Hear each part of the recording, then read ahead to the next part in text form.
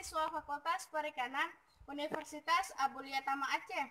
Nah, saat ini saya sedang berada di depan Laboratorium Fakultas Perikanan yang tak lain ialah Laboratorium Fakultas Perikanan Universitas Abulia Tama Aceh, yang bertujuan untuk memaparkan hasil pengujian kualitas air ini untuk memenuhi nilai tugas mata kuliah Manajemen Kualitas Air yang diampu oleh Ibu Lia Handayani SSI MT. Untuk lebih jelasnya, mari kita lihat hasil pengujian kami.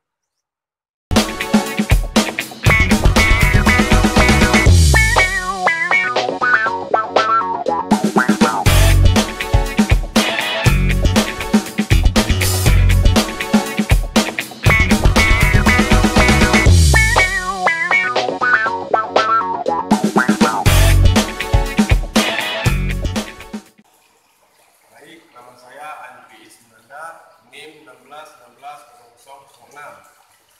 Sebelum kita membahas lebih lanjut, saya akan memperkenalkan alat-alat yang kami gunakan, di antaranya akuarium ukuran 60 x 30 cm. Yang kedua ada pompa. Yang ketiga ada toples. Yang keempat kapas. Yang kelima batu zeolit. Yang keenam, media air dan menggunakan ikan konsumsi seperti ikan nila untuk menghasilkan feses yang banyak.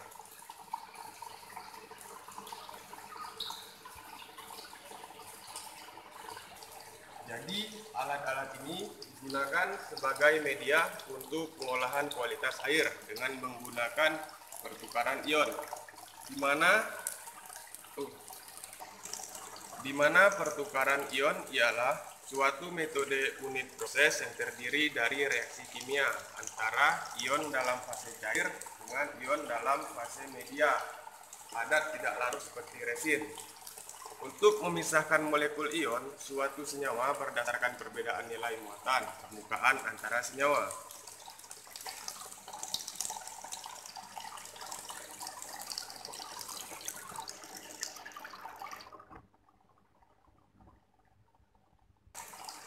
Faktor-faktor yang mempengaruhi pertukaran ion, yang pertama ada pH, kedua kecepatan alir, ketiga konsentrasi ion terlarut, yang keempat jumlah media penukar ion, dan yang terakhir suhu.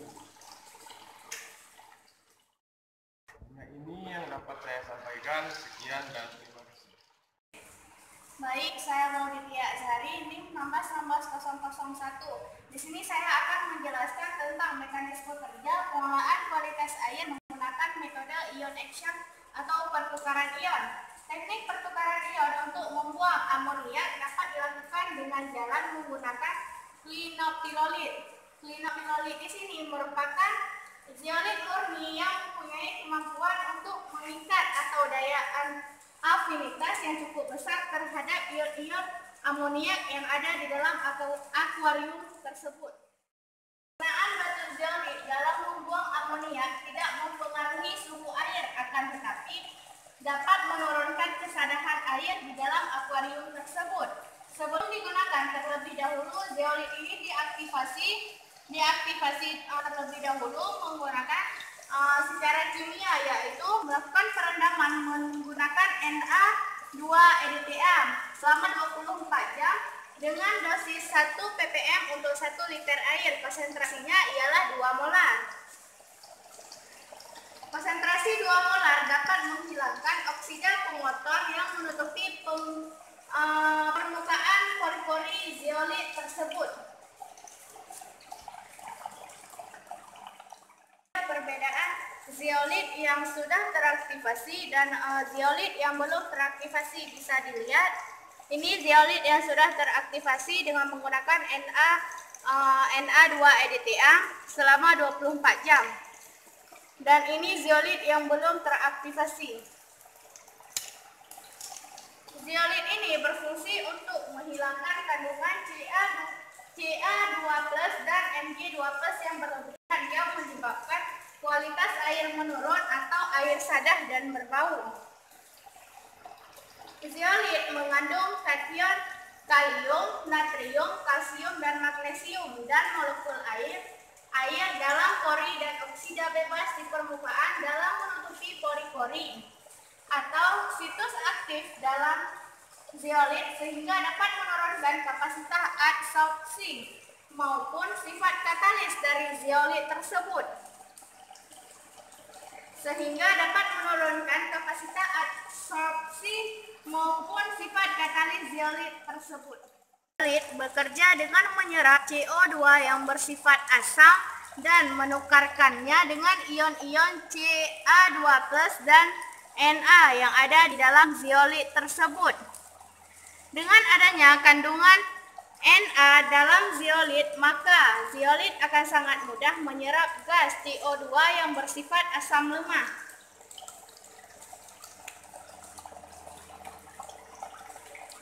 Cara kerjanya ialah ikan yang sudah diberikan pakan yang sudah dimakan oleh ikan akan mengeluarkan amoniak. Amoniak tersebut akan dialirkan melalui pompa yang kemudian disaring oleh media filter yang terdiri dari kapas, zeolit kapas yang kemudian diturunkan.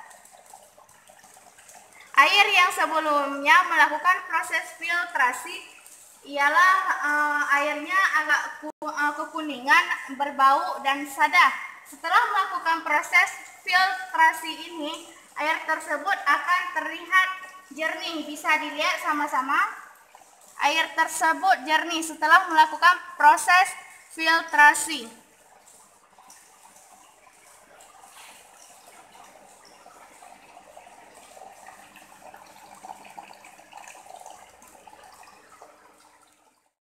Selanjutnya di tangan saya terdapat 2 botol aqua minum yang terisi dari yang di sebelah kanan saya, yaitu air biasa yang diambil dari bak belakang, dan yang sebelahnya air yang sudah melakukan proses filtrasi menggunakan batu zeolit. Bisa dilihat keduanya terdapat perbedaan yang sangat banyak ya. Yang di sebelah saya yaitu air yang belum melakukan proses filtrasi, airnya berwarna kuning dan berbau. Sedangkan air yang di sebelah kiri saya yang telah melakukan proses filtrasi, bisa dilihat airnya jernih dan tidak berbau setelah melakukan proses filtrasi menggunakan batu zeolit. Sangat cocok, berarti batu zeolit ini cocok untuk budidaya ikan, untuk membersihkan air kolam dan menjernihkan air yang terdapat di akuarium tempat kita budidaya. Hanya ini dapat saya sampaikan. Terima kasih. Saya 16160017. Di sini saya akan melanjutkan penjelasan dari rekan saya. Jadi waktu penggunaan zeolit ini sangat terbatas, tergantung dengan daya serap amonia. Bisa kita lihat di sini di kapas ini ada sisa pakan, kotoran dan feses-fesesnya. Jadi kalau misalkan zeolit itu banyak menyerap amonia, maka zeolit itu akan jenuh dan namun bisa diregenerasikan dengan menggunakan air garam. Kemudian zeolit itu bisa diperbarui selama 3 sampai 4 minggu yang bertujuan untuk melepaskan amonia yang terserap sehingga zeolit tersebut digunakan sebagai alat pertukaran ion. Untuk meningkatkan efisien klinopilolit dapat dibantu dengan faktor hidrolit yang berupa laju atau kecepatan aliran air akuarium tersebut pada proses filtrasi.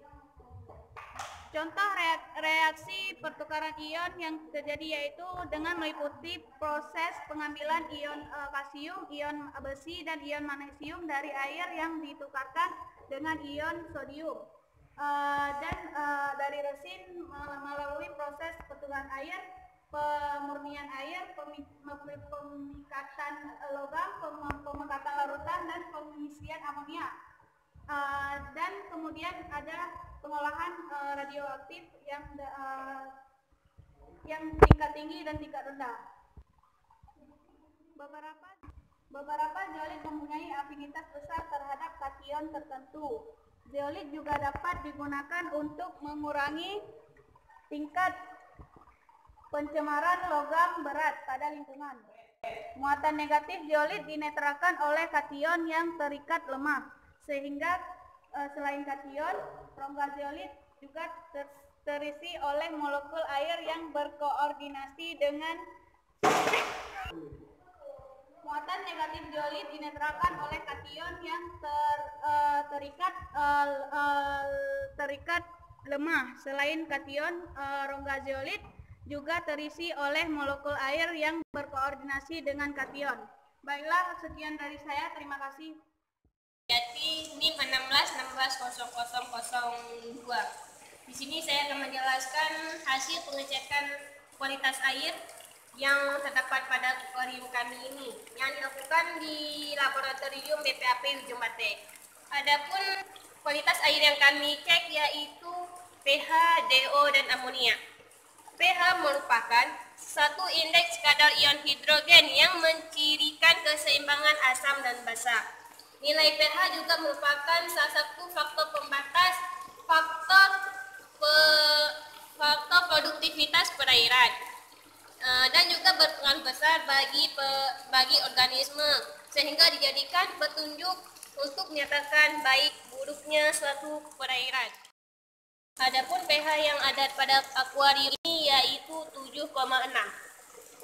DO atau oksigen terlarut dalam suatu perairan merupakan faktor pembatas bagi organisme akuatik yang melakukan aktivitas. Oleh karena itu, ketersediaan oksigen bagi biota ini menentukan lingkaran aktivitasnya, konversi pakan, dan juga laju pertumbuhannya.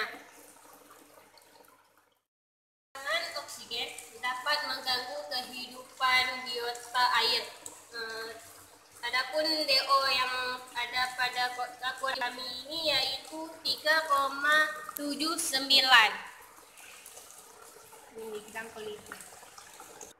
Ketiga yaitu amonia. Amonia di perairan bersumber dari pemecahan nitrogen organik yaitu protein dan urea, dan nitrogen anorganik yaitu pertumbuhan dan biota yang telah mati oleh mikroba jamur.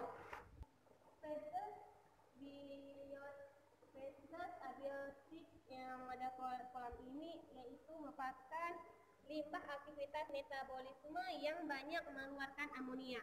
Konsentrasi amonia yang tinggi dapat menyebabkan kematian pada ikan. Batas toleransi maksimum amonia di perairan adalah 0,2 mg per liter. Adapun amonia yang ada pada kolam kami yaitu 0,05 mg.